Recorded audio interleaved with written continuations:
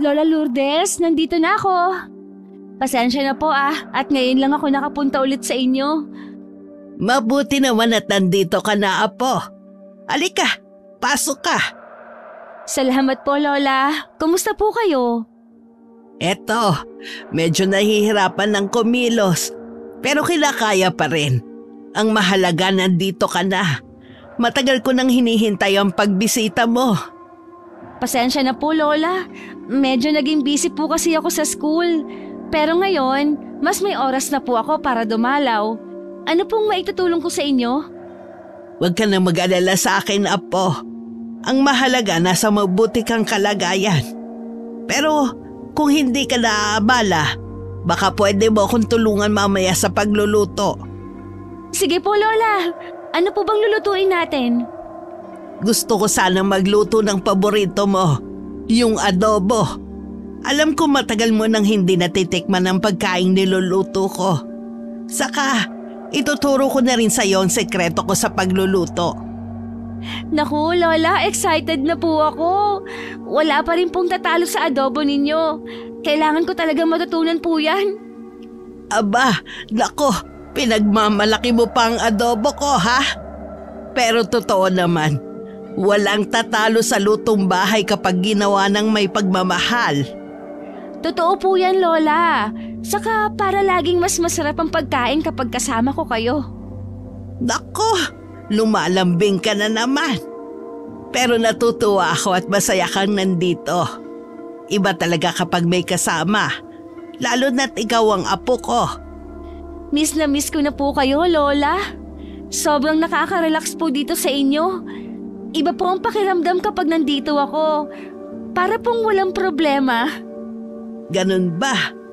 Masaya ako na dito mo nararamdaman ang kapayapaan.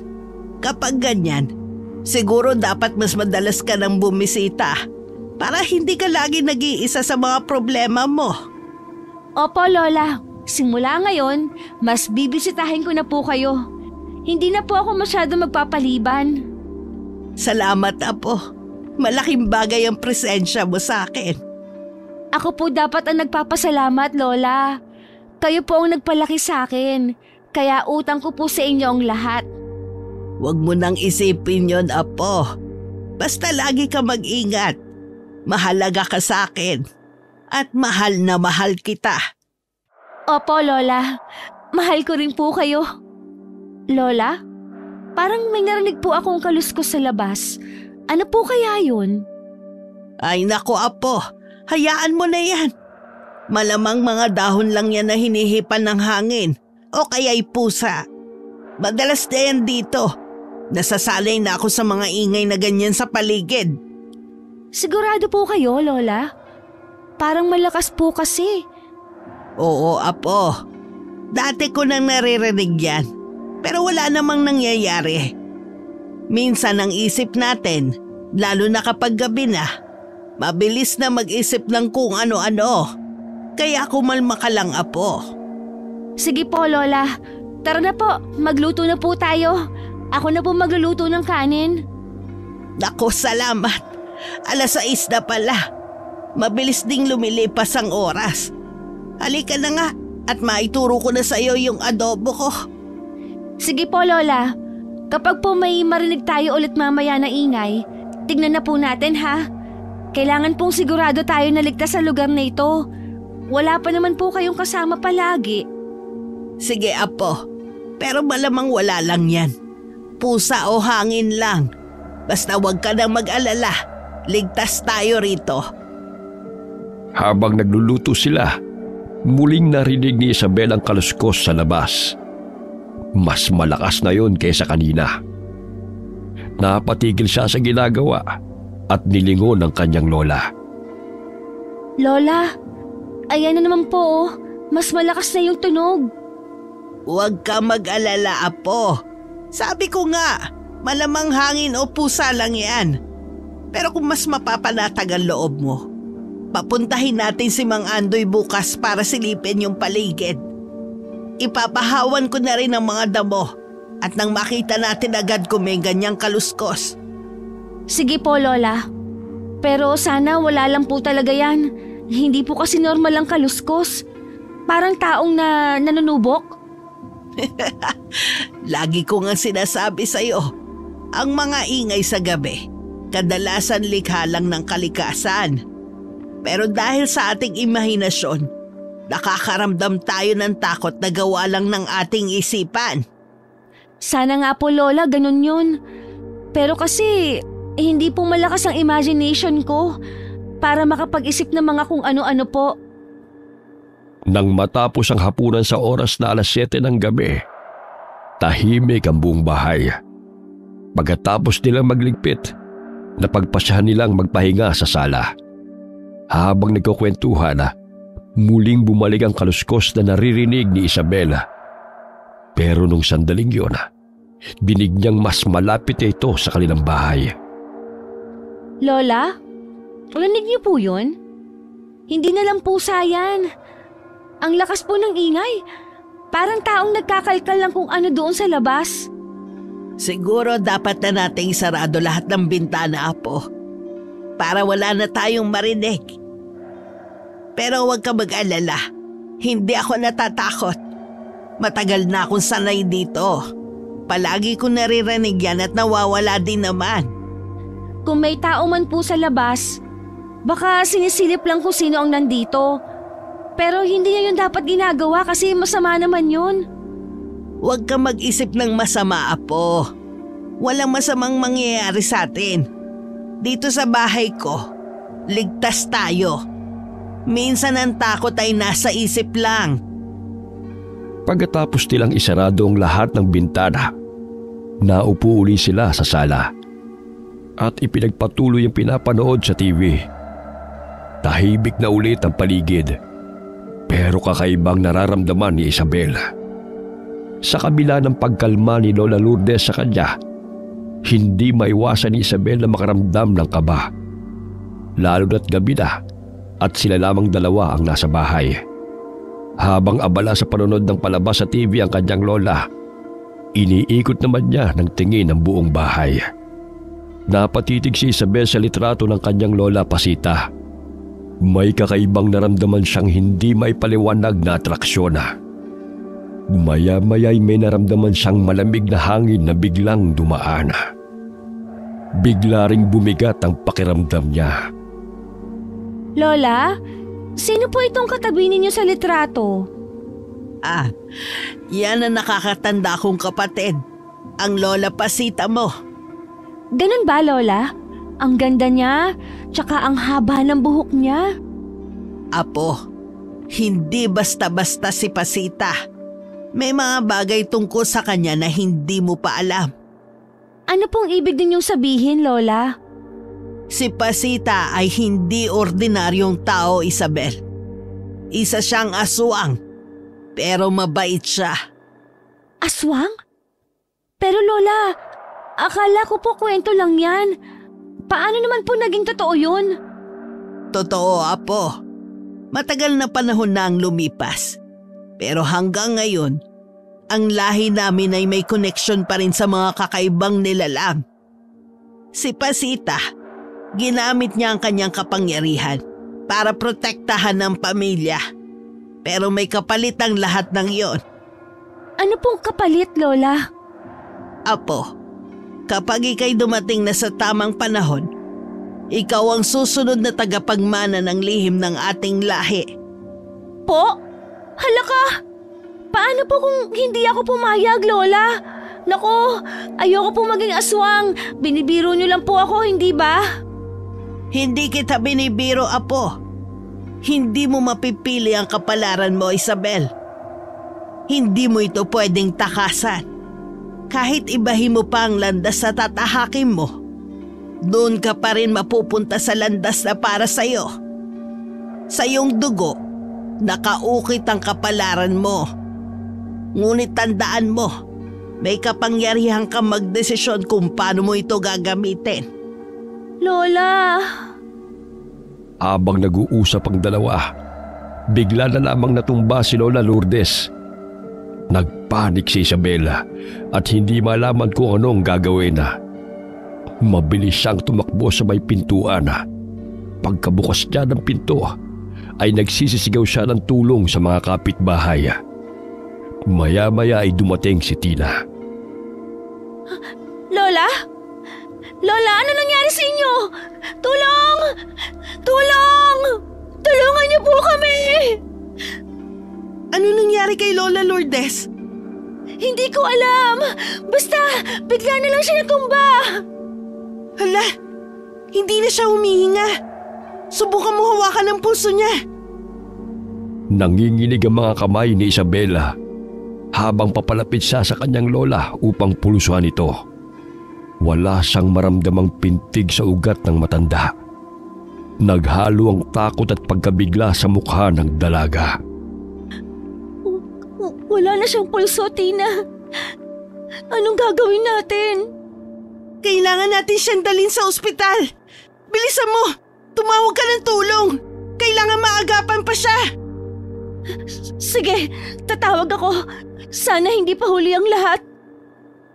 Habang tumatawag ng tulong si Isabela, bumalik sa kanyang isipan ang sinabi ni Lola Lourdes tungkol sa kanilang pamilya at sa sumpa ng mga aswang.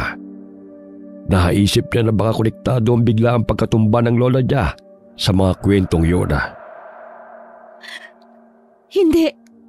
Hindi totoo yun. Hindi pwedeng totoo yun. Dumating ang ambulansya na galing sa barangay sa tulong na rin ng mga kapitbahay. Mabilis na dinala si Lola Lourdes sa ospital. Tahimik lamang si Isabela habang kasama si Tina habang nasa ospital sila. Nanlambot si Isabela nang sabihin ng doktor na pumanaw na ang matanda. Dead on arrival ito. Tina, hindi ko pa rin matanggap. Parang kahapon lang, nag-uusap kami ni Lola tungkol sa mga bagay na hindi ko maintindihan. Tapos bigla na lang, wala na siya. Ako lang ang apo niyang palaging dumadalaw sa kanya. Pati ang mga anak niya, hindi naman siya madalas na dalawin. Hindi na nila nakasama ang Lola. Magugulat sila kapag nalaman nila ito. Pero nalulungkot ako. Sobrang bait ni Lola. Bakit ngayon pa siya kinuha? Gusto ko pa naman siya makasama ng mas madalas. Isabel, minsan talaga, ang buhay may mga bagay na hindi natin kontrolado. Matagal na rin nagpakita ng kahinaan si Lola Lourdes. Alam kong mahirap, pero siguro oras na rin niya. Kanina, Tina, nagkukwento pa siya tungkol kay Lola Pasita at sa sumpa ng aming pamilya. Marami pa akong tanong sa kanya, pero mukhang tinakasan niyang sagutin yun. Isabel, hindi ko alam ang tungkol sa mga aswang o sumpa. Pero ang alam ko, mahal ka ni Lola Lourdes. Pinupuntahan ko rin siya sa bahay niya at dinadalhan ng ulam. Ikaw ang palagi niyang binibida. Ang ikinuwento niya sa'yo, malamang dala na ng katandaan. Huwag mo nang pansinin ang mga sinabi niya. Baka nakikipagkwentuhan lang siya sa'yo. Baka sa kagustuhan niyang mapahaba ang kwentuhan niyo, nagbukas siya ng topic na magiging interesado ka. Hindi naman totoo ang mga aswang. Panakot lang yun sa mga bata. Siguro nga, Tina. Tahimik na tinanggap ni Isabel ang sinabi ni Tina. Pero sa kanyang puso, nararamdaman niya ang lumalalim na takot at kaba. Tinawagan ni Isabel ang kanyang magulang para iparating ang mga nangyari. Pagkatapos ay inasikaso niya ang labi ng kanyang lola. Dinala ang labi sa kanilang bahay at doon ibinurol. Nag-uwian ang lahat ng anak at mga apo ni Lola Lourdes. Matapos ang libing ng matanda, nagpasya si Isabel na balikan ang bahay nito. Bukod sa kanya, wala nang may gustong pumunta sa bahay na yun. Gusto niyang manatili sa bahay ng kanyang lola dahil gusto niyang panatilihin ang mga alaala nila. Sa kanyang pagbabalik, agad niyang naramdaman ang bigat ng nakaraan na bumalot sa kanyang puso. Katulad ng naranasan niya sa tuwing naroon siya sa bahay na yun, nakakarinig siya ng mga kaluskos sa paligid. Pero matapos ang ilang minuto ay nawawala rin. katahimikan ang sunod na bumalot sa paligid. Mas nakakatakot kesa sa ingay. Nang gumabi na, sa gitna ng dilim, naramdaman ni Isabel na hindi siya nag-iisa. Bigla siyang nagulat nang makarinig ng boses na tumawag sa kanya. Isabel! Sino ka? Bakit ganyan ang boses mo? Ako lang to.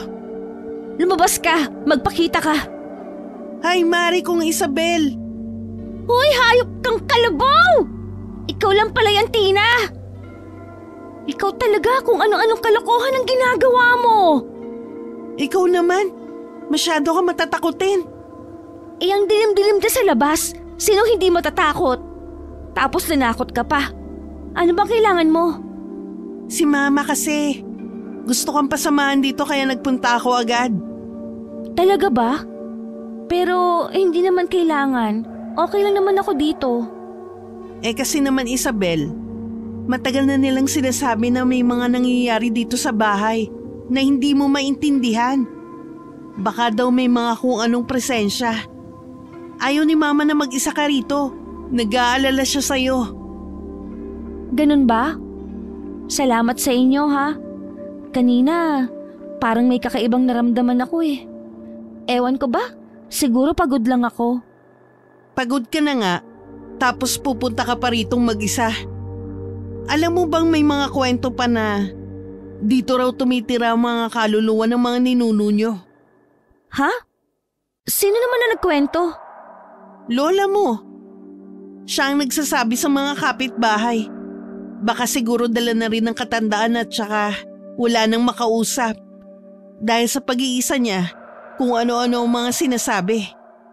Naalala ko pala. Sinabi ni Lola yung tungkol kay Lola Pasita. Eh, hindi ko alam kung anong gagawin ko, Tina. Parang bigla na lang lahat ng sinabi ni Lola bumalik sa isip ko. Totoo kaya yun? Alam mo Isabel, kahit ano pa yung iniwan ni Lola Lourdes, hindi mo kailangan dalhin mag-isa. Kung may sumpa man o anumang kakaibang kwento, hindi mo yan haharapin ng walang tulong ng iba. Hindi ko na to sinabi sa'yo dati kasi ayokong dagdagan ng lungkot mo sa pagkawala ni Lola Lourdes.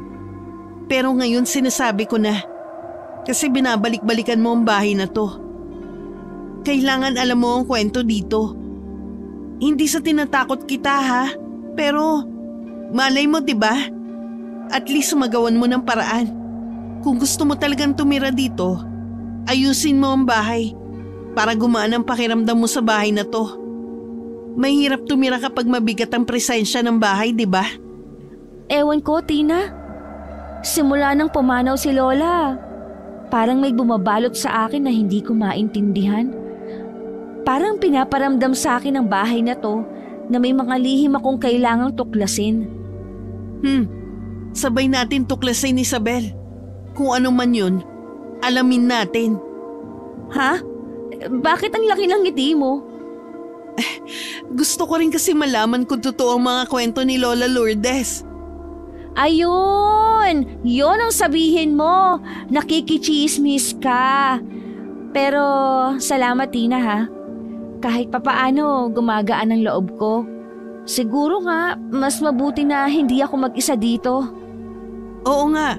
At kung sakaling may multo nga, sabay nating harapin yan. Huwag na sanang umabot sa ganun ha. Baka mamaya, mauna ka pang tumakbo sa akin palabas ng bahay. Bagamat may halong takot at kaba, napanatag si Isabel dahil kasama niya si Tina. Habang tahimik na nag-uusap sina Isabel at Tina, bigla na lamang silang nakarinig ng kaluskos. Nagsimula ito ng mahina. Habang tumatagal ay unti-unting lumalakas at parang papalapit sa kanila. Isabel, narinig mo yun? Oo, narinig ko. Palagi ko yan naririnig kahit nung buhay pa si Lola. Lagi niyang sinasabi na wala lang daw yan. Pero alam kong hindi. Alam kong may kakaiba talaga. Maya-maya'y nakarinig sila ng mga yabag. Malalakas, mabibigat, at dahan-dahan sa paghakbanga. Pakiramdam nila ay papalapit sa kanila ang yabag na yun. Napatayo si Tina at sinimulang libutin ang tingin ng paligid. Habang si Isabel ay napahawak sa braso ng kaibigan. Hindi siya makagalaw sa kinatatayuan. Tina, wala naman tayong kasama dito, di ba? Oo, tayong dalawa lang. Isabel, tignan mo ang hagdan. Unti-unting tinignan ni Isabel ang hagdana. Nakita nilang may anino na gumagalaw pababa. Halos hindi na sila makahinga sa takot. Sino ka? Isabel, umalis na tayo. Hindi ko na kaya to. Sandali! Kailangan natin malaman kung sino o ano nandito sa bahay. Bakit may nakita tayong anino? Pero bigla namang nawala. Hindi pwedeng takasan na lang natin to. Bakit ka natatakot? Akala ko ba gusto mong malaman ang misteryo ng bahay na to? Sa kabila ng takot, nagpasya si Isabel na lumapit sa hagdana para silipin sa itaas ng bahay kung sino ang naroon. Subalit habang papalapit siya sa hagdana, biglang tumigil ang mga yabag. Biglang tumahimik ang paligid. Katahimikan na nagpatayo sa balahibo ni Isabel. Sa gitna ng nakabibiging katahimikan, bigla na lamang silang nakarinig ng malalakas na katok sa pintuan. Pareho silang nagkatinginan. Nagtataka at kinakabahan kung sino ang nasa labas ng bahay. Isabel, may kumakatok. Oo, narinig ko. Pero sino kaya yun? Sino naman ang magpapakita dito ng ganitong oras? Nagdadalawang isip pa na dahan-dahang lumapit si Isabel sa pinto. Hinawakan niya ang doorknob. Nang buksan niya ang pinto, laking gulat nila nang makita si Mang Cardo, ang matandang kapitbahay nila na kilala sa lugar bilang tahimik pero may alam sa maraming bagay. Isabel, nandito ako dahil alam kong dumating ka na. Mang Cardo? Anong ginagawa niyo dito ng ganitong oras? Alam kong hindi mo pa naiintindihan ang lahat. Pero may mga bagay na kailangan mong malaman tungkol sa pamilya mo at sa bahay na ito. Ang mga naririnig nyo, hindi sila basta ingay lamang. Ano po bang ibig niyong sabihin, Mang Cardo? Matagal ko nang alaman tungkol sa sumpang bumabalot sa inyong pamilya. Matagal na rin nagpaparamdam ang mga nilalang nakolektado rito. Mga aswang na pinaniniwala ang nakatali sa dugo ng inyong mga ninuno. Aswang? Pero paano? Anong connection namin sa mga aswang, Mang Cardo? Ang lola Pasita mo, hindi siya basta nawala. May itinatagong lihim ang pamilya mo, Isabel. Lihim na itinago ng lola mo sa inyo hanggang sa huling hininga niya. Pero naikwento niya sa akin to. Ngayong wala na siya, alam kong gagambalain ka nila. Ikaw ang tagapagmana ng sumpa. At ngayon, nagpaparamdam sila sa iyo. Nagkatinginan sina Isabel at Tina. Hindi sila makapaniwala sa narinig. Ang mabigat na presensya sa bahay ay lalong tumindi at ang malamig na simoy ng hangin ay nagdala ng kakaibang kilabot. Mang Cardo, anong dapat kong gawin? Una, kailangan mong malaman ang buong kwento ng inyong pamilya. Dahil kung hindi mo ito haharapin, darating ang araw na ang mga aswang mismo ang hahanap sa iyo. Isabel, mag-ingat ka. Hindi na ito tungkol sa mga kwentong bayan lamang. Kailangan mong harapin ang katotohanan bago pa maging huli ang lahat. Hindi ho ba naikwento ni Lola sa inyo ang tungkol doon? Hindi. Konti lang ang sinabi niya. Ikaw pa rin ang alam sa lahat ng lihim na dapat mong malaman. Salamat, Mang Cardo. Nang tuluyan ng makaalis si Mang Cardo, nanatiling nakatayo sina Isabel at Tina sa sala. Isang kakaibang katahimikan ang bumalot sa kanila habang sinusubukang intindihin ang lahat ng sinabi ng matandang kapitbahay. Isabel, totoo kaya yung sinabi ni Mang Cardo? Baka naman may ibang ibig sabihin ng latang to. Ewan ko, Tina. Hindi ko alam kung anong paniniwalaan ko. Pero ang mga naririnig natin, yung mga kakaibang nararamdaman ko dito sa bahay, parang may connection nga sa sinasabi niya. Kung totoo ang lahat ng to, kailangan natin maghanap ng tulong. Hindi ka pwede mag-isa sa ganitong sitwasyon. Pero sinong makakatulong sa akin?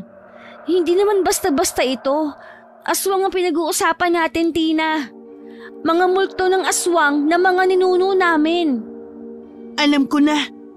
Kilala ko si Marco. Isa siyang manggagamot at eksperto pagdating sa mga ganitong klaseng bagay. Lalo na sa mga kwento tungkol sa aswang. Matagal na siyang tumutulong sa mga pamilya na nakakaranas ng ganitong mga kababalaghan. Manggagamot? Eksperto sa aswang? Paano mo siya nakilala? Nakilala ko siya noon nang tumulong siya sa isang pamilya na katulad ng sitwasyon mo sa isang baryo malapit dito. Kilala siya sa mga probinsya dahil sa galing niya sa mga kakaibang sakit at sa mga bagay na hindi maipaliwanag ng siyensya. Kaya ba niyang solusyonan to? Sigurado ka bang totoo yung mga ginagawa niya? Sigurado ako, Isabel. Alam kong mahirap paniwalaan, pero nakita ko kung paano niya tinulungan yung pamilya noon.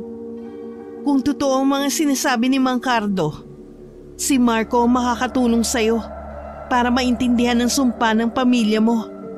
Sige, Tina. Wala naman akong ibang kakapitan. Kausapin mo si Marco. Kailangan ko ng tulong niya bago pa lumala ang lahat ng ito. Nagpasya si Tina na kausapin si Marco. Umaasang mapapawi nito ang takot at misteryo na bumabalot sa lumang bahay ng lola ni Isabel. Kinabukasan, dumating si Marco matapos sunduin ni Tina. Dala ang kanyang mga gamit.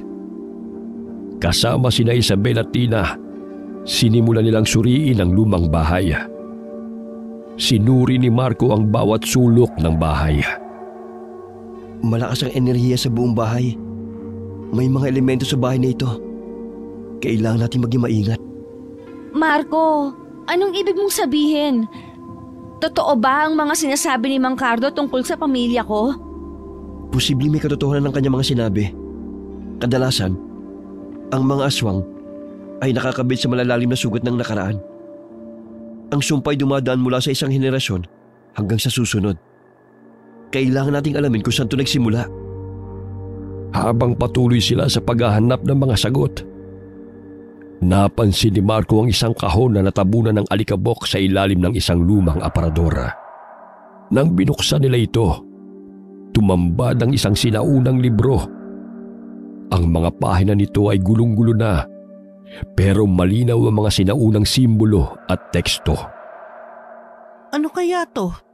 Parang napakatanda na ng librong to. Ito ay isang gabay para sa pakikitungo sa mga nilalang ng dilim, mga aswang at iba pang nilalang. Ang mga ritual at proteksyon ay nakasaad dito. Mukhang itong matagal na nilang ginagamit para labanan ng sumpa. Ibig sabihin, may paraan para mapigilan ng sumpa? Oo, ngunit hindi ito madali. Kailangan nating sundin ang mga nakasulat dito ng tama. Isa pa, hindi lamang proteksyon ang kailangan natin. May mga nilalang sa labas ng bahay na naghihintay ng pagkakataong umatake. Habang binabasa nila ang libro, bigla nilang narinig ang mga yabag sa labas ng bahay. Nagkatinginan sina Isabel at Tina.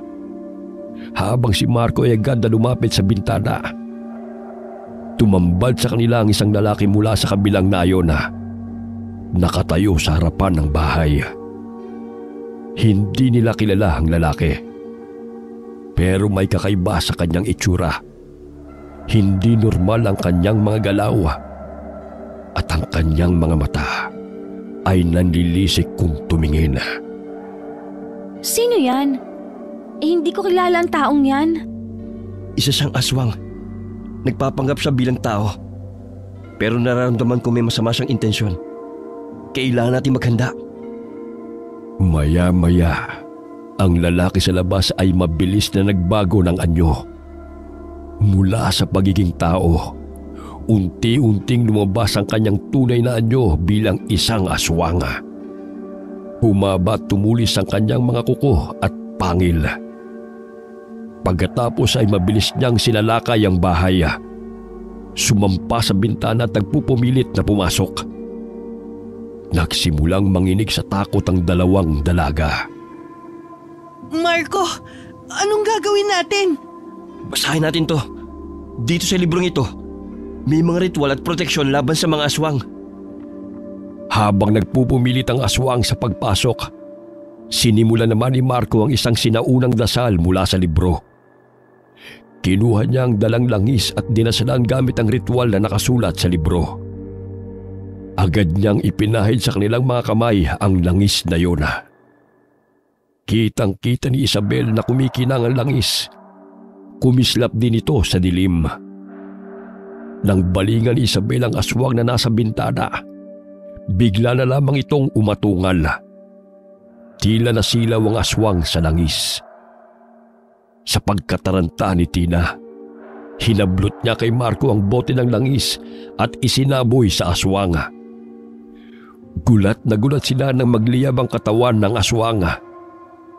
Mabilis na tumakas ang aswang at parang naglaho sa kadiliman ng gabi. Napahinga na lamang ng malalim sina Isabel at Tina, habang si Marco ay nag-iisip kung paano tuluyang wawakasan ang banta ng mga aswang. Isa lang yun sa kanila. Marami pang susunod. Kailangan nating tapusan ang sumpang ito bago sila bumalik. At mas malakas pa sa isang yon ang mga babalik na aswang. Paano silang babalik? Anong klaseng aswang ba sila? Mga multo sila ng mga aswang. Naghahanap sila ng gabay para tumahimik na ang kanilang kaluluwa. Ngayong wala ng lola mo, ikaw nang susunod na gabay nila. Hindi sila mapapalagay hanggat hindi ka pumapayag. Bumabalik sila para kumbinsihin ka sa kung anong tungkulin mo. Nagsisiahon ng mga multong aswang mula sa libingan nila para magkaroon sila ng koneksyon sa bago nilang gabay. Kailan ito matatapos, Marco? Ano pang kailangan nating gawin? Nakakatakot naman ito. Nasa atin ang kalaman, pero kailangan nating hanapin ang pinagmulan ng sumpa. May mga ritual pa tayong kailangang gawin. At kung hindi tayo magtatagumpay, wala nang ligtas sa mga susunod na gabi. Alam ni Isabel na wala na silang oras para magduda. Ang tanging paraan para makalaya sa sumpa ng kanilang pamilya ay ang tapusin ito anuman ang mangyari. Matapos ang pag-atras ng aswang, bumalik ang katahimikan sa paligid ng bahay. Ngunit alam nilang hindi yun magtatagal. Si Isabel ay tahimik na nakaupo sa tabi ni Marco at Tina. Habol pa rin ang kanyang hininga mula sa nakakatakot na engkwentro. Marco, hanggang kailan tayo magtatago? Kailangan nating tapusin to. Pero paano? Saan natin sisimulan? Sinasabi ng libro na ang sumpay nagsimula mula sa isang kasalanang ginawa ng isang ninuno mo, Isabel. Nabanggit ni Mang Cardo ang lola Pasita mo, hindi ba? Oo, pero hindi ko alam ang detalye. Ang sabi lang ni Lola Lourdes, mag-ingat ako sa mga bagay na hindi ko lubos na nauunawaan. Baka ang ibig niyang sabihin ay ang sumpa na to. Kung si Lola Pasita ang dahilan, kailangan nating malaman ang ginawa niya para maipasa ang sumpang to sa pamilya mo. Kailangan natin magsagawa ng mas malalim na ritual. Ayon sa librong ito, ang lugar ng pinagmulan ng sumpa ay malapit sa inyo. Sa loob ng inyong lupa, may isang lugar na tinatawag nilang Punong Maharlika. Dito daw una nangyari ang paglabag. Punong Maharlika? Hindi ko maalala na may ganoong lugar dito. Hindi ito basta makikita. Kailangan natin sundin ang mga gabay na binigay ng libro. Kapag nahanap natin ang puno, doon natin isasagawa ang ritual para maputol ang sumpa. Mukhang kailangan talaga nating harapin to. Mas mabuti nang tapusin ang sumpa ngayon kesa habulin tayo ng mga aswang na multo habang buhay. Nagdesisyon na sila na simulan ang kanilang paghahanap sa punong sinasabi sa libro. Kinabukasan, sinimulan na nilang libutin ang lupain ng yumaong matanda. Habang sila'y naglalakad, pakiramdam ni Isabel na tila binabantayan sila ng hindi nakikitang mga mata. Ang weird ng pakiramdam dito. Parang ang dilim kahit umaga pa. Nararamdaman ko malapit na natin makita ang lugar na hinahanap natin.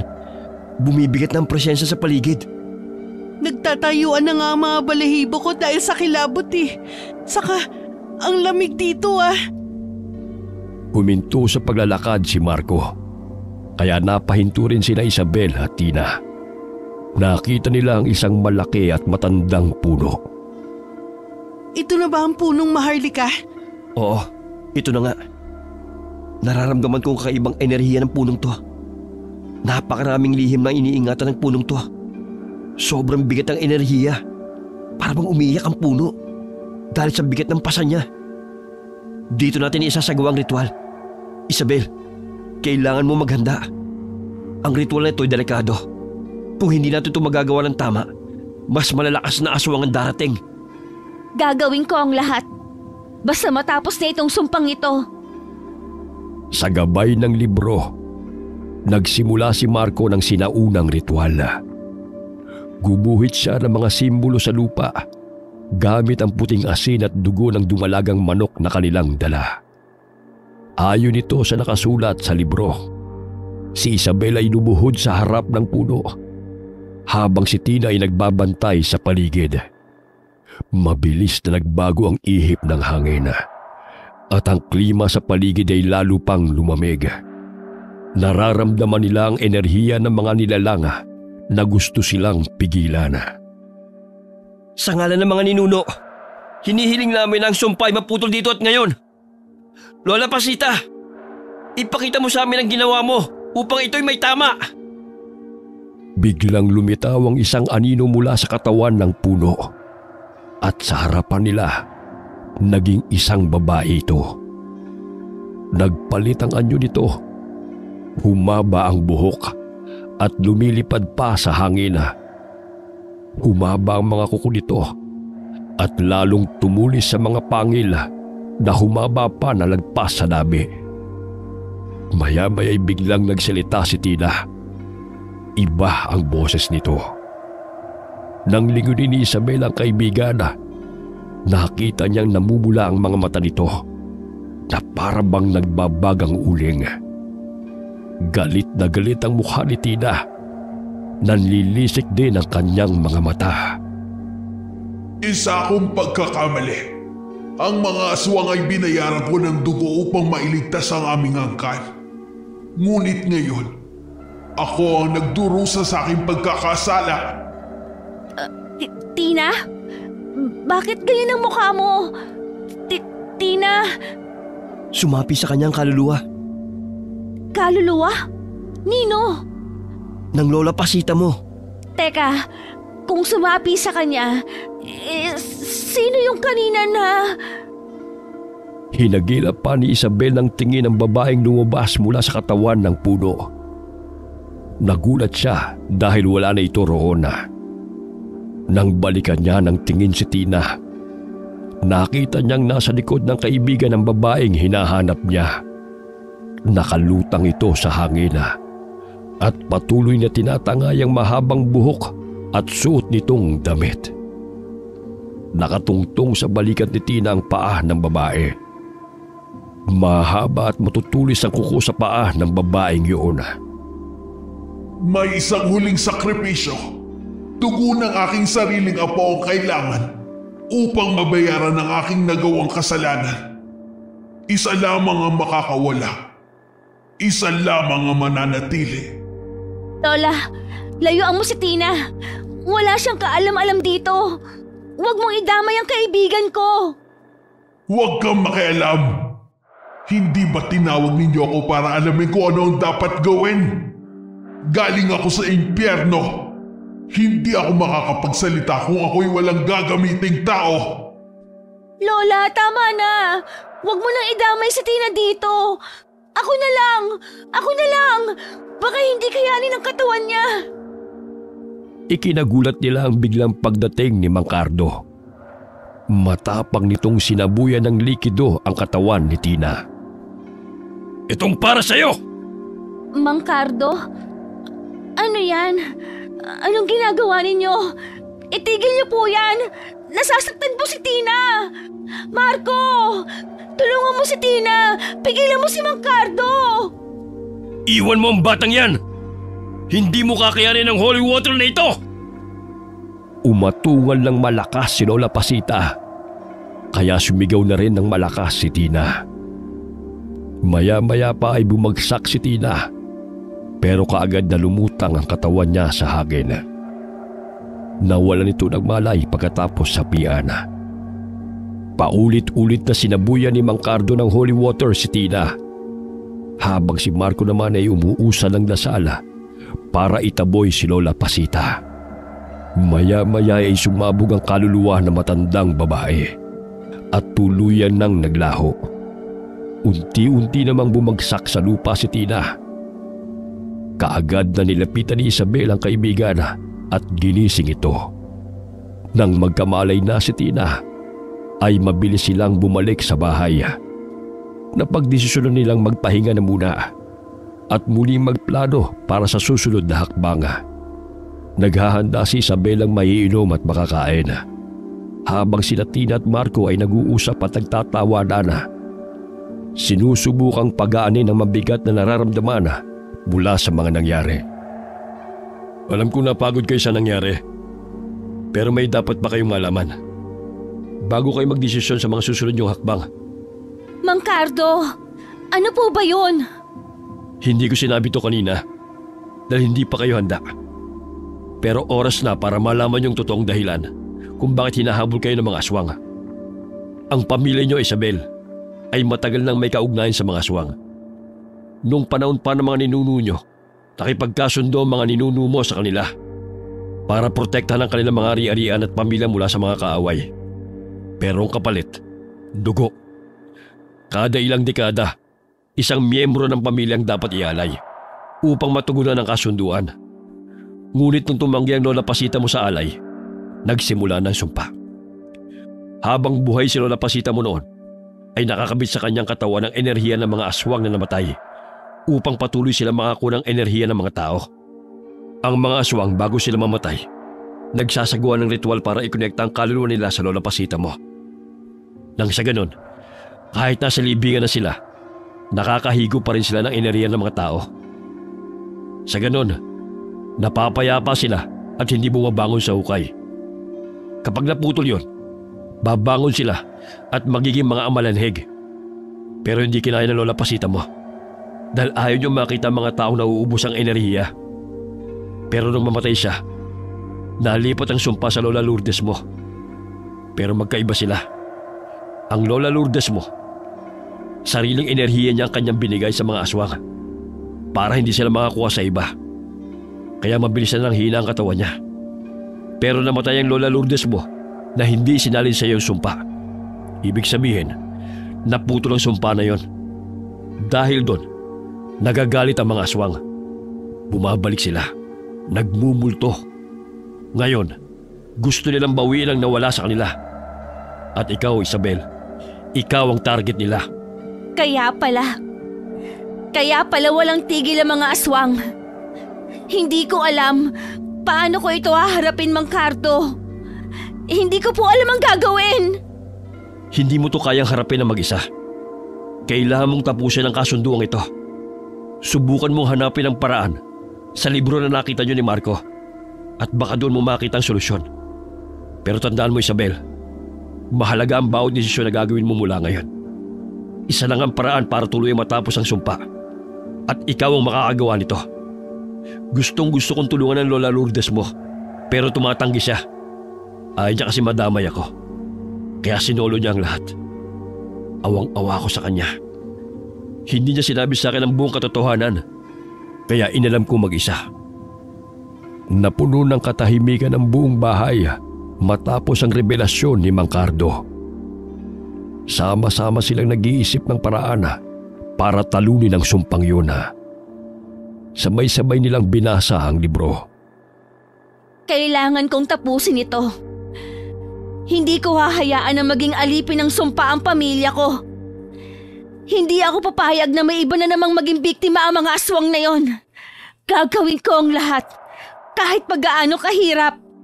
Tatapusin ko na ang sumpang ito dito. Kasama mo kami, Isabel. Hindi mo to kailangang harapin ng mag-isa. Tama si Tina. Hahanapin natin ang paraan para matapos ang sumpa. Siguraduhin natin na ito ng huling beses na haharapin ng pamilya mo, mga aswang. Salamat sa inyo. Hindi ko alam kung paano ko kayo mapapasalamatan. Sobrang laki ng tulong ninyo sa akin. Hindi ko alam kung paano akong babawi sa inyo. Huwag mo na munang isipin ang pagbawi. Hindi pa tayo tapos. Nagsisimula pa lang ang laban. Puno ng determinasyon na sinimulan nilang suriin muli ang libro. Ngunit habang tumatagala, mas nagiging malinaw na ang kanilang misyon na ang paglaban sa nakaraan at ang pagbabalik ng kapayapaan sa pamilya ni Isabela. Habang nagkukumpulan sila sa loob ng lumang bahay, naramdaman nilang may papalapit na mabigat na presensya.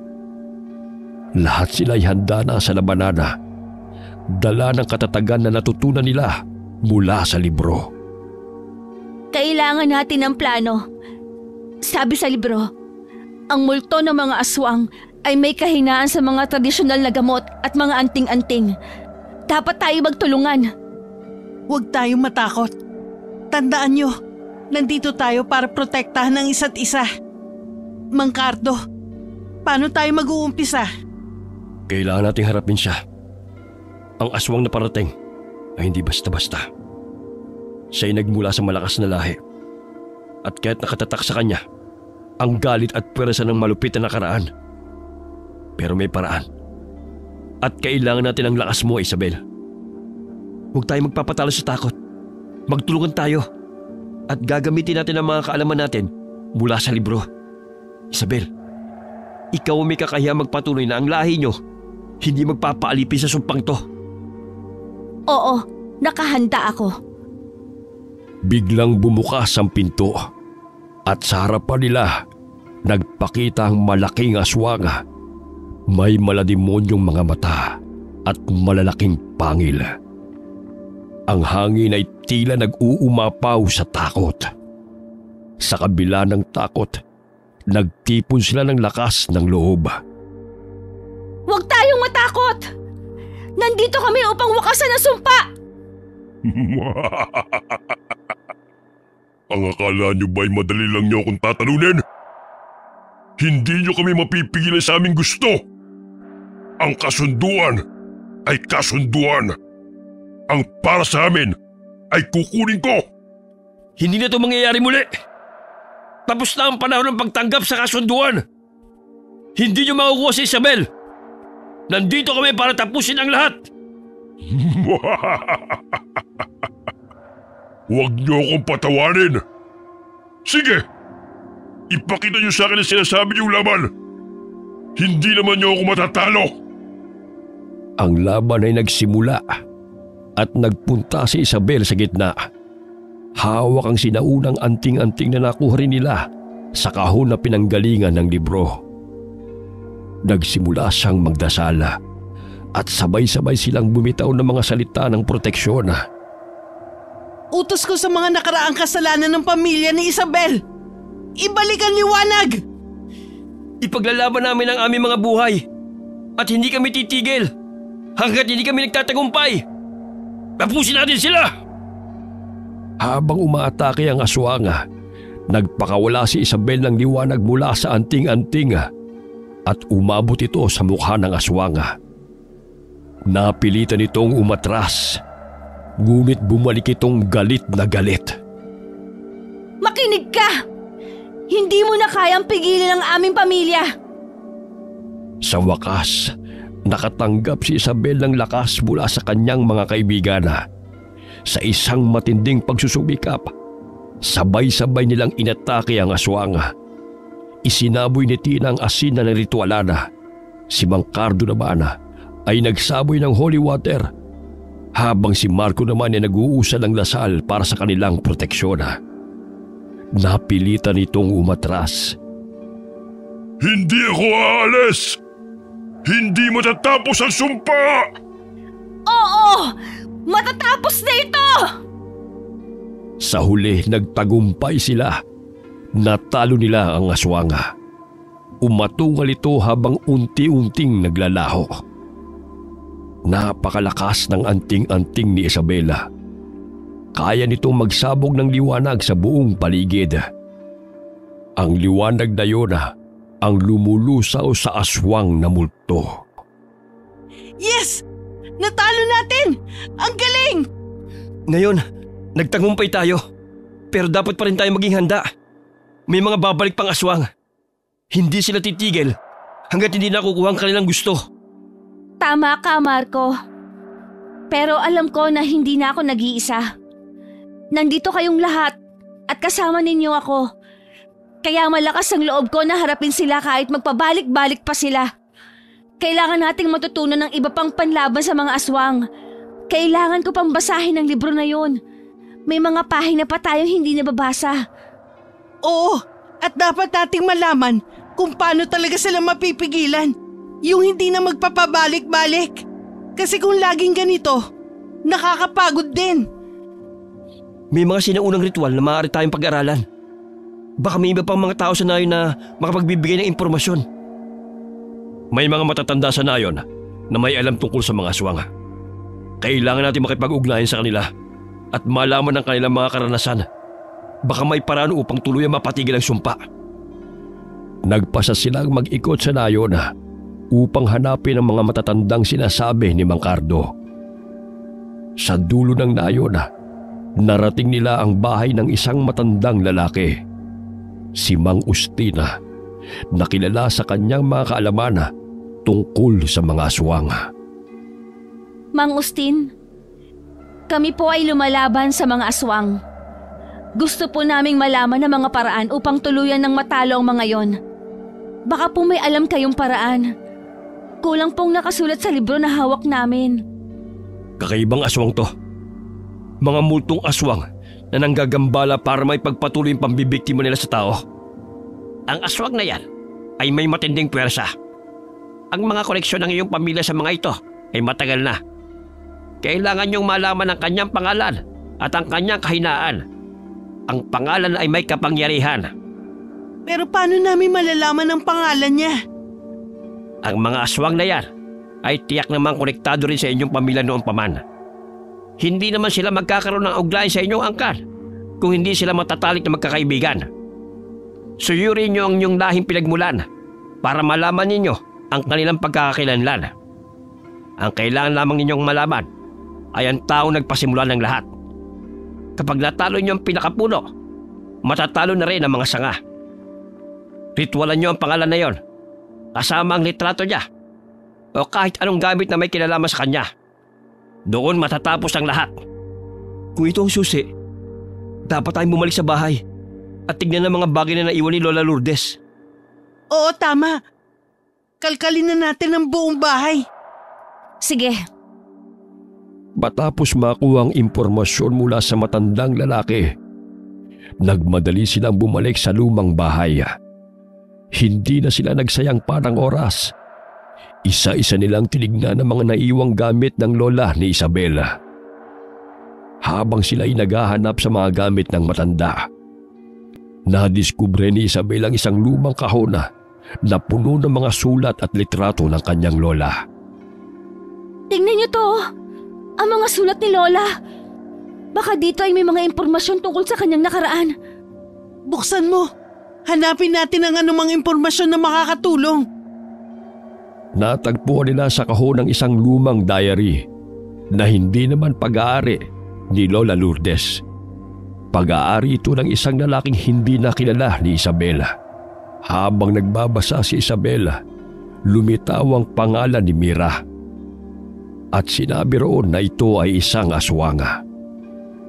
Nakasulat din sa diary ang buong pangalan ng babae at naroon din ang buong kwento nito. Sinabi roon na si Mira ang kauna-unahang aswanga na nakilala ng lalaking may-ari ng diary. Ngayon, alam na natin ang pangalan ng kauna-unahang aswang na nagsagawa ng sumpa. Kailangan na nating isagawa kagad ang pagriritual. Pakiramdam ko, nandyan na siya. Kailangan nating umalis dito. Bago pa sila makaalis ng bahay, bigla na lamang nawala ng malay si Tina. Sumapi sa kanya ang kaluluwa ng aswang na si Mira. Galit na galit ito at handang makipaglaban. Tinawag ninyo ako sa pagbanggit lang ng aking pangalan. Tahimik akong nakahimlay at kumakain lang ng enerhiya. Pero bigla na lang natapos ang lahat. Hindi ko alam kung saan ito natapos. Pero dahil sa pagtawag ninyo sa akin, natuntun ko ang dahilan ng pagkaputol ng pinagkukuhanan namin ng enerhiya. Kayo pala. Ngayon, oras na upang ibalik ang sakripisyo! Hindi kami natatakot. Ngayon, alam na namin ang iyong pangalan. Maghanda ka. Mira, hindi na ito ang iyong laban. Kailangan natin mas maging maingat ngayon. Ang kalaban natin, may malalim na koneksyon sa inyong pamilya, Isabel. Hindi na to simpleng laban lang.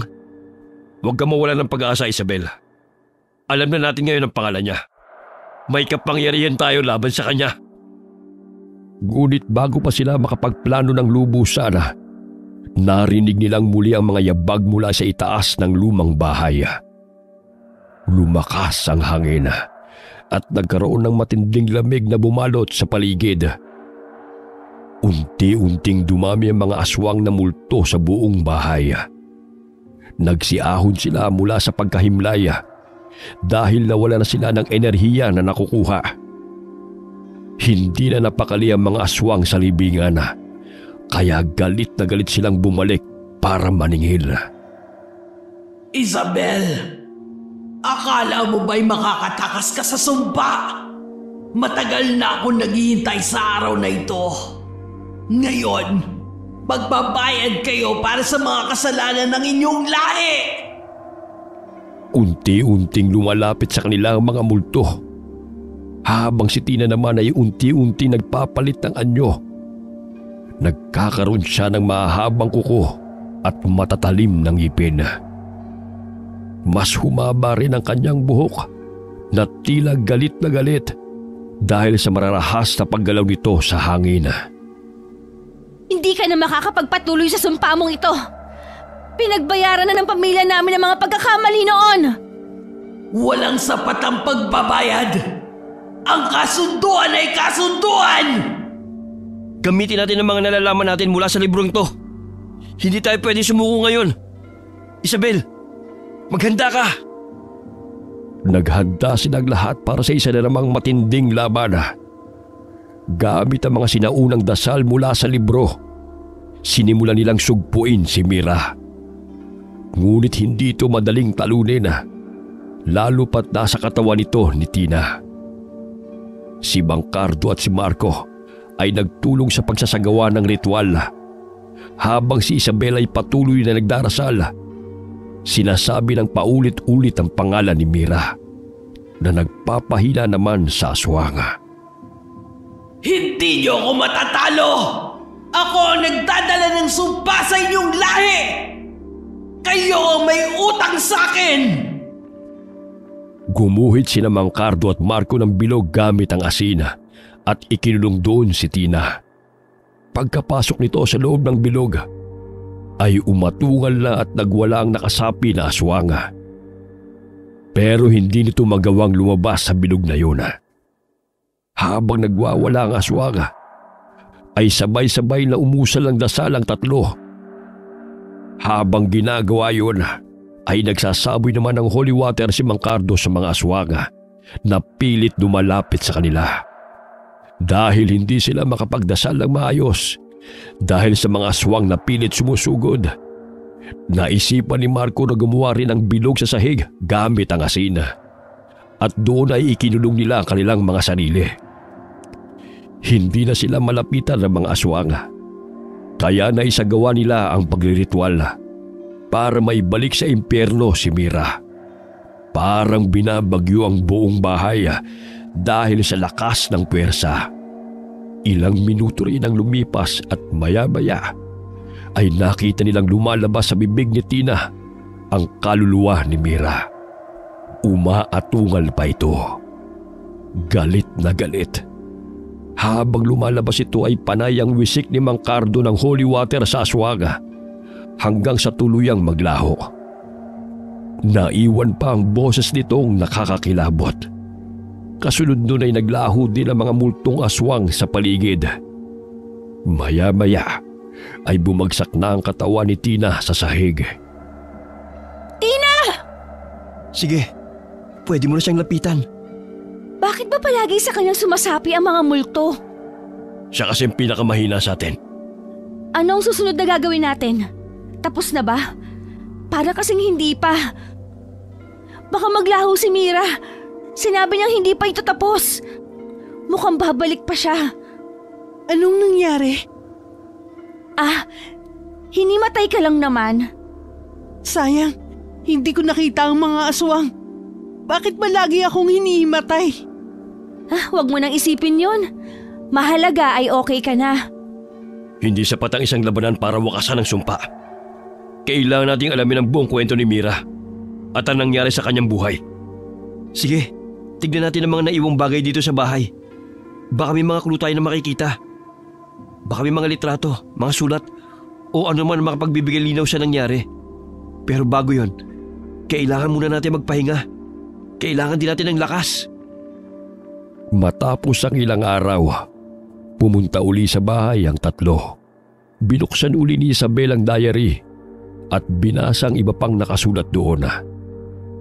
Wala na siyang ibang nakuha pa dahil wala nang nakasulat sa mga sumunod na pahina. Teka, tignan mo tong litrato oh. Nakasaad dito na ito ang huling larawan ni Lola Pasita kasama si Lola Lourdes. Napansin ko ang mga mata nila. Pareho. Nanlilisik. Nabasa ko rin dito sa libro na matatapos ang sumpa kapag nagsagawa ng ritual sa punong maharlika at ibaon doon ang mga litrato at pangalan na may kinalaman sa sumpa. Kung ganon, kailangan natin bumalik sa punong yon. Nakakatakot naman. Babalik na naman tayo dun. Nakaramdam ako ng mabigat na enerhiya dun eh. Tapos, wala na akong maalala kasi hinimatay na ako. Baka mamaya himatayin uli ako. Huwag na kaya akong sumama. Kailangan mong sumama dahil simula pa lang kasama ka na namin. Sige ka, kapag hindi ka sumama, baka mamaya sa'yo malipat ng sumpa. Hala siya, nanakot pa. Sasama na po. Binalikan nga nila ang punong maharlika. Dala ang mga bagong kaalaman mula sa libro. Nakahanda na silang harapin ang nakaraan at wakasan ang sumpa. Malamig ang hangin at ang enerhiya ay bumibigat. Ito na ang pagkakataon natin. Hindi na natin dapat patagalin pa bago pa muling bumalik ang kung sino man sa kanila. Tama. Ayon sa libro, pagkatapos natin magritual at ibaon ang mga gamit na ito, kailangan natin sunugin ang altar. Teka, ang puno mismo ang altar. kasi doon sila nagsasagawa ng ritual noon. Oo, tama. Baka nga ang puno ang altar. Teka, susunugin natin ang puno? Wala nang ibang paraan. Sa bagay. Pakiramdam ko, may nanonood na naman sa atin. Naririnig ko ang mga yabag. Kailangan natin magmadali. Sinimulan nilang magritual. Habang isinasagawa yun, ay nakakarinig sila ng napakaraming yabag na papalapit. Sumisiksik na si Tina kay Isabel dahil sa takot. Todo kapit na rin ito sa braso ni Isabel. Maya-maya'y naghukay na sa lupa si Marco at ibinaw naman ni Mang Cardo ang mga litrato at ang papel na nakasulat ang mga pangalan na may kinalaman sa sumpaan. Habang tinatabunan nila ito, naglabas naman ng matinding liwanag ang suot na kwintas ni Isabela. Ang matang nakaukit sa triangulong palawit na kwintas ay walang patid sa paglabas ng nakasisilaw na liwanag. Dahil doon ay nakarinig sila ng mga atungal na tila nahihirapan. Ang mga yabag ay hindi na rin makalapit sa kanila. Maya-maya ay binuhusan na ng gas ng dalawang lalaki ang puno. Saka ito sinindihan. Pagkatapos ay lumayo sila at pinagmasdan ang puno habang unti-unting natutupok ng apoy. Habang natutupok ang puno, lumitaw si Mira na may mga matang nagliliyab sa galit. Nagbabago-bago ang anyo niya. Iba't ibang anyo ng mga aswang ang ipinakita. Ang puno ay napalibutan ng mga nakabibinging alulong na mga aswang na multo na parang sinusunog ang mga ito. Akala nyo ba'y matatakasan nyo ang sumpang ito? Hindi nyo may babalik ang panahon! Ang galit ko'y mananatili hanggat hindi nyo binabayaran ang ginawa ng inyong pamilya! Ang sumpang ito ay matatapos na ngayon, Mira! Manahimik ka na! Pabayaan mo na ang angkan namin! Naging biktima mo lang ang mga lola ko, pero hindi kami!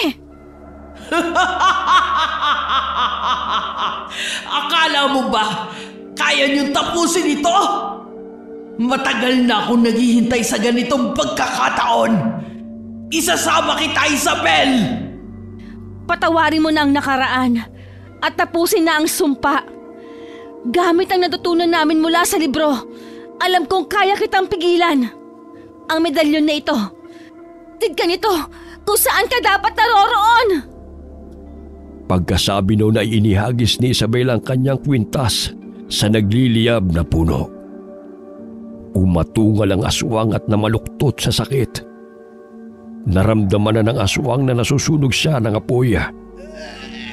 Nag-iyakan ng napakaraming multo ng aswanga dahil iisa lamang ang kanilang nararamdaman. Sinusunog sila ng apoy. Unti-unting humina ang kanilang mga hinagpis at atungala hanggang sa tuluyan ng tumahimik ang paligid. Tapos na ba? Tapos na ang sumpa? Hindi pa, pero malapit na. Sana nga matapos na to. Nakakakilabot na sobra. Sa pagkakataong yun, ginamit nila ang huling ritual na natutunan nila mula sa libro. Isang ritual ng pagpapatawad at pagbabalik ng kapayapaan sa mga naunang henerasyon. Pagkatapos nun ay lumitaw sa tabi ng nagliliyab na puno ang kaluluwa ni na Lola Pasita at Lola Lourdes. Nakangiti sila kay Isabel. Hindi man nagsasalita ang dalawa. Naramdaman ni Isabel na nagpapasalamat sila sa kanya. Ramdam ni Isabel na napalaya niya sa sumpa ang kanyang mga lola. Pagkatapos kumuway ng dalawa, ay unti-unting naglaho ang mga ito. Gumuhit ang kulay puting liwanag mula sa langit at hinigop sila. Paalam, Lola Pasita, Lola Lourdes. Hindi ko po kayo sinisisi sa lahat ng nagawa ninyo.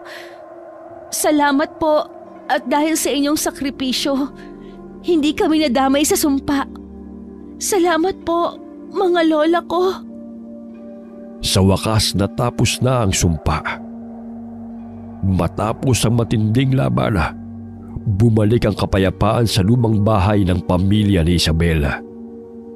Ang dilim at bigat na dati nararamdaman sa bawat sulok nito ay napalitan ng liwanag at magaan na enerhiya.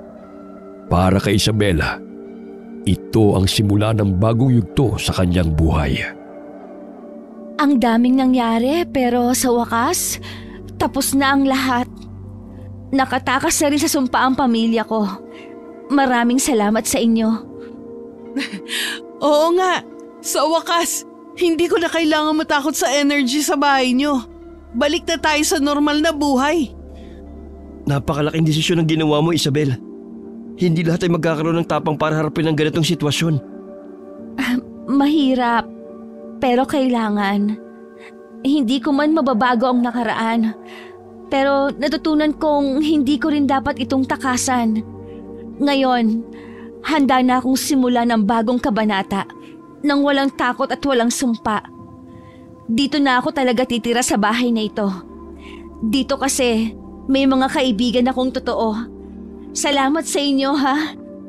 Isa na namang magandang kwento ang aking naranasan ngayon. Alam niyo po, Mang Cardo, ikaw ang buhay na diary sa lugar natin. Wala ka nang ginawa kundi ang mag-ikot at mangalap ng mga kwentong buhay ng mga tao. Dinaig mo pa ang mga marites. Nagtawanan sila dahil sa sinabi ni Tina. Napakamot na lamang ng ulo si Mang Cardo dahil medyo nahiya siya. Tinulungan nila si Isabel na ayusin ang bahay. Pininturahan nila ito para mabigyan ng bagong itsura.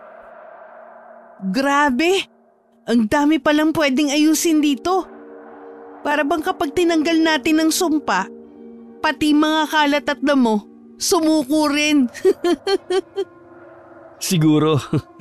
Pero ngayon, mas mahalaga na wala ng mga aswang na magpapagulo rito. Ang ganda ng pakiramdam. Dati, punong-puno ng takot at mga anino. Ngayon, para bang mas magaan ang hangin. Para bang sa wakas, nahanap ko ng kapayapaan. Salamat sa inyo. Hindi ko magagawa ito kung wala kayo. Ang ganda na ng bahay ni Lola. Lagi kami nandito para sa'yo, Isabel. Alam kong malayo pa ang tatahakin mo. Pero sa bawat hakbang, nandito lang kami. Habang lumilipas ang mga araw, ang mga alaala ng madilim na nakaraan ay nanatiling leksyon para kay Isabel. Ngunit higit pa sa mga lihim ng pamilya at sumpa, natutunan niya ang tapang, katapatan at pagmamahal sa sarili. Sa huli, napagpasyahan niyang yakapin ang kapayapaan at bitiwan ng mga lihim na nagbigay ng takot at pangamba sa kanilang angkana. Ngayon ang lumang bahay ay naging simbolo ng bagong simula. Isang bahay ng alaala. Ngunit wala ng mga aswang at puno na ng kapayapaan. Grabe, Isabel. Kung iisipin mo, ilang linggo lang ang nakalipas, parang ibang-iba na ang mundo. Akala ko dati, simpleng buhay lang tayo sa probinsya. Tapos biglang may mga aswang at mga lihim na lumabas. Oo nga, parang ang bilis ng mga pangyayari. Hindi ko nga inaasahan na ganito pala ang lihim ng pamilya namin. Nakakatakot isipin na ang mga taong malapit sa'yo may mga itinatagong madilim na lihim. Pero sa totoo lang, Isabel, bilib ako sa'yo. Hindi ko alam kung kaya kong harapin ng lahat ng yan. Hindi ko rin alam kung paano ko nagawa. Siguro dahil na rin sa mga tulong ninyo. Kung wala kayo, baka bumigay na ako. Pero kailangan nating tapusin ang sumpati na. Hindi lang para sa akin, kundi para sa buong pamilya natin. Para sa kinabukasan natin. Tama ka. At ngayon tapos na. Wala nang aswang. Wala nang sumpa. Pero isipin mo, Isabel, may mga pamilyang kagaya natin na nagtatago ng ganitong klase ng lihim. Nakakatakot lang isipin na may mga kwento pang hindi natin alam. Baka nga, pero siguro, hindi lahat ng pamilya ay may ganitong karanasan.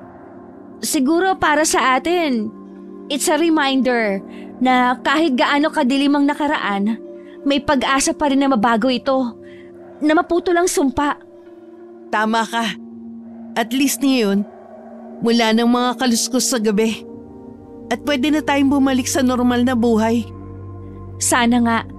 Pero alam mo, Tina, kahit paano, itong mga nangyari sa atin, parang mas naging matatag ako.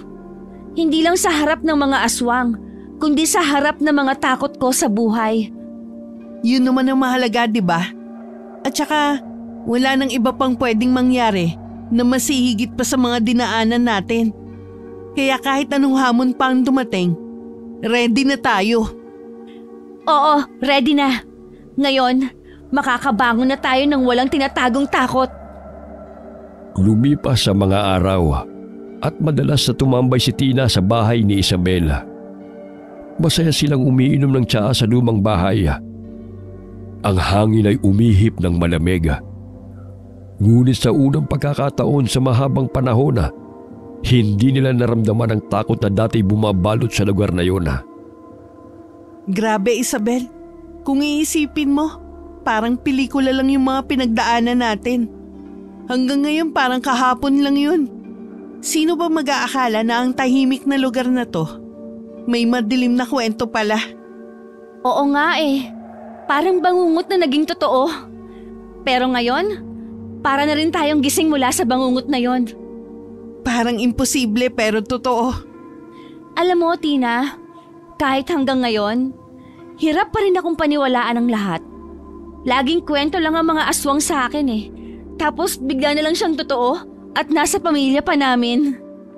Ang hirap tanggapin, lalo na kung mga malapit sa'yo ang sangkot. Pero hindi rin natin alam ang buong kwento niya. Baka napilitan lang si Lola Pasita nun. Baka nga. Siguro, dala na rin ang mga panahon noon, hindi ba? Mahirap ang buhay. At minsan, mas pipiliin mong makaligtas kahit pa may kabayaran. Tama ka. Pero mabuti na lang, natapos na ang sumpa. Siguro oras na rin para maghilom ang sugat ng nakaraan. Oo, kailangan na nating simulan ng bagong kabanata. Yung malayo sa takot, malayo sa mga lihim. Magandang idea yan, Isabel. Baka nga pwede tayo magtayo ng maliit na negosyo dito. Aba, magandang suggestion yan, Tina. Pwede rin tayo mag-offer ng ghost tours. Alam mo naman, uso yan ngayon. Ikaw talaga, walang katapusang biro. Pero seryoso, gusto ko talagang maging magaan na ulit ang buhay dito. Tama na ang mga sumpa at mga aswang. Panahon na para simulan ulit. Alam mo Isabel, bilib ako sa'yo. Kahit ano pa ang nangyari, nanatili kang matapang. Hindi lahat kaya yun. Wala namang ibang choice, Tina. Kailangan nating harapin kung ano man ang darating. At ngayong tapos na ang sumpa, ang tanging hiling ko lang, kapayapaan. Para sa sarili ko, sa pamilya ko, at sa lugar na ito. Isang araw ang lumipas, isang katok ang narinig ni Isabel sa pinto. Agad niyang pinagbuksan ang nasa labas. Mang Cardo, magandang umaga po. Magandang umaga rin, Iha. Dumaan na ako para mga musta. Kumusta ka rito? Ayos naman po, Mang Cardo. Maraming salamat ulit sa lahat ng tulong ninyo ha. Kayo po, kumusta? Ayos naman. Kailangan ko lang siguro magpahinga. Matagal ko na rin dala yung bigat ng mga nakaraan. Pero ngayon, para mas magaan na. Tapos na yung sumpa. Buti naman po, Mang Cardo. Alam nyo, sa kabila ng lahat ng nangyari, alam namin na ginawa nyo lang sa tingin nyo ay tama noon. Nakakagulat ka naman, Tina. Bigla ka nalang sumusulpot dyan. Hindi madaling gawing tama ang mali, Tina. Pero sa tulong nyo, nagawa nating tapusin ang lahat. Nakakamiss din, ano? Hala si Mang Cardo, parang gustong umulit. Basta ako, ayoko na ah. Hindi ah. Kaya nga ako naparito eh, para magpasalamat at magpaalam. Hindi na ako magtatagal dito. Kailangan ko na magsimula sa ibang lugar. Baka sa ibang lugar kasi may bagong adventure. Mag-iingat kayo palagi ha. Magpapaalam na kayo, Mang Cardo? Oo, Iha. Panahon na rin siguro para magpahinga. Matagal na akong nagdadala ng mga lihim na yan eh. At ngayong tapos na ang sumpa, gusto kong maghanap ng kapayapaan. Pero tandaan nyo, hindi ko kayo makakalimutan. Salamat sa lahat ng ginawa nyo para tapusin ang sumpa ng mga aswang. Mag-iingat kayo, Mang Cardo. Sana matagpuan nyo ang hinahanap nyong kapayapaan. Mag-ingat po kayo. Maraming salamat din po sa lahat. At sa huling pagkakataon na, tumango si Mang Cardo bago ito lumakad palayo. Habang pinagmamasdan nila Isabel at Tina ang papalayong figura ng matandang lalaki, napuno ng pag-asa ang kanilang mga puso. Habang pinapanood nila Isabel at Tina ang papalayong si Mang Cardo, nagbalik sa kanilang isipan ang mga kaganapang bumalot sa kanilang buhay. Ang mabibigat na alaala, ang takot sa aswanga, at ang mga sakripisyong ginawa upang tapusin ang sumpa ay tila naging bahagi na ng kanilang kasaysayan. Ay, grabe no. Parang kahapon lang, kinatatakutan natin si Mang Cardo. Tapos ngayon, parang bahagi na siya ng buhay natin. Oo nga. Hindi ko rin maisip na natapos na lahat. Parang ang bilis ng mga pangyayari. Pero mabigat ang mga natutunan natin. At least tapos na. Wala na yung takot sa dilim, sa mga kaluskos, at sa mga kung ano-anong aswang. Makalipas ang maraming buwan na, matapos mapawi ang sumpa ni Mira, unti-unti nang bumalik sa normal ang buhay ni Isabela. Ngunit sa kabila ng katahimikan, nanatili sa kanyang isipan ang mga alaala ng kanilang pinagdaanan. Sa kabila ng lahat ng takot at panganib, isang bagay ang naging malinaw sa kanya: ang kanyang nararamdaman para kay Marco. Ilang linggo matapos umalis ni Mang Cardo, ay nanligaw naman si Marco kay Isabela. Dahil sa kabutihan ng binata at sa masugid nitong panliligaw, nahulog ang loob ni Isabel sa kanya. Parang ang layo ng mga nangyari, ano? Kung iisipin, hindi ko akalain na magiging maayos ang lahat ng ito. Oo, parang panaginip lang. Pero kahit na, handa akong harapin ang kahit na anong halimaw, basta kasama kita. Ang cheesy mo talaga! Pero totoo, salamat Marco. Hindi ko kakayanin ang lahat ng ito kung wala ka. Hindi lang ikaw ang lumaban, Isabel. Ginawa natin to na magkasama. At ngayon, wala nang halimaw o aswang na makakapigil sa atin. Sa mga sumunod na linggo, mas naging malapit sina Marco at Isabela. Nagsimula sila magplano na mas tahimik at masayang buhay. Tinuldukan na ni Marco ang kanyang pagkahumaling sa mga aswang at misteryo. Nais niyang ituon ang atensyon sa bago nilang simula. Isabel, iniisip ko na siguro panahon na para tumigil ako sa pagiging eksperto tungkol sa mga aswang. Gusto kong magkaroon ng mas normal na buhay. Nakasama ka. Wala na misteryo o panganib, kundi kapayapaan. Gusto ko rin yan. Tama ng pakikipaglaban sa mga halimaw. Siguro naman, tapos na ang mga kababalaghan sa buhay natin. Nagpatuloy ang kanilang buhay sa probinsya, malayo sa mga dati nilang kinatatakutan. Hindi na muling bumalik si Marco sa pagiging eksperto sa mga aswang, at sa halip ay sinimulan nilang magtayo ng simpleng negosyo sa lugar. Isang maliit na tindahan na nagbibigay saya at kapayapaan sa kanilang pamayanan. Ang saya niyo tingnan. Sino mag-aakalang magkakatuluyan kayo matapos ang lahat ng pinagdaanan natin? Minsan, kailangan mo lang talagang harapin ang mga demonyo sa buhay mo para makita mo ang taong talagang nandyan para sa'yo. At ngayon, tapos na ang kabanata ng mga aswang. Oras naman para sa bagong kabanata ng buhay natin. Kasama ka. Hindi ko inakala na magiging ganito kasaya ang buhay natin, Marco. Dati, takot na takot ako sa mga nangyari. Ngayon, tahimik na at payapa na lahat. Alam mo, Isabel, minsan kailangan lang natin pagdaanan ng mga matitinding pagsubok para mahanap natin ang tunay na kapayapaan. Ang mahalaga, magkasama nating harapin ang lahat. Isabel, matagal ko na itong iniisip. Lahat ng pinagdaanan natin, lahat ng pagsubok na hinarap natin, naging mas matibay ako dahil kasama kita. Gusto ko sanang itanong, papayag ka bang magpakasal sa akin? Marco, hindi ko akalain. Pero ang sagot ko, oo. Oo, Marco. Gusto kitang makasama habang buhay.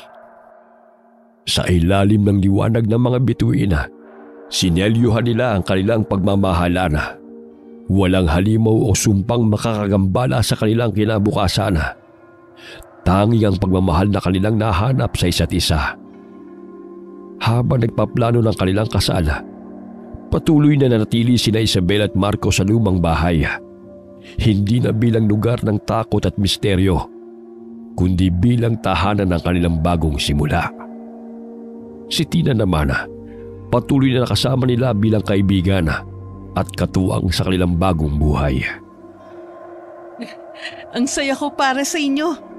Sino ba mag-aakalang matapos ang lahat ng kababalaghan? Pag-ibig pa rin ang huli niyong haharapin. Oo nga, Tina. Pero alam mo, masayang malaman na kahit anong pagsubok, Basta't magkasama tayo, kakayanin.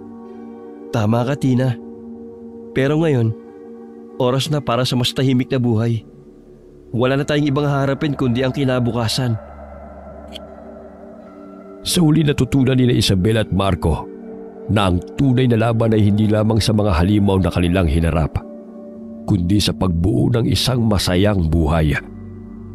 Kasama ang kanilang mga kaibigan, nagtapos ang kwento nila sa kapayapaan at pag-ibig.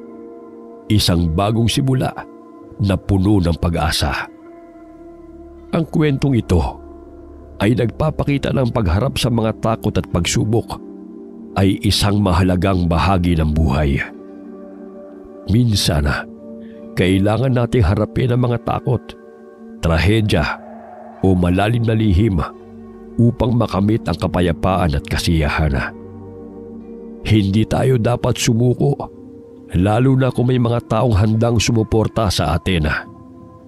Ang isa pang aral ay ang halaga ng pagkakaisa, pagtitiwala at pagmamahalan sa gitna ng mga pagsubok.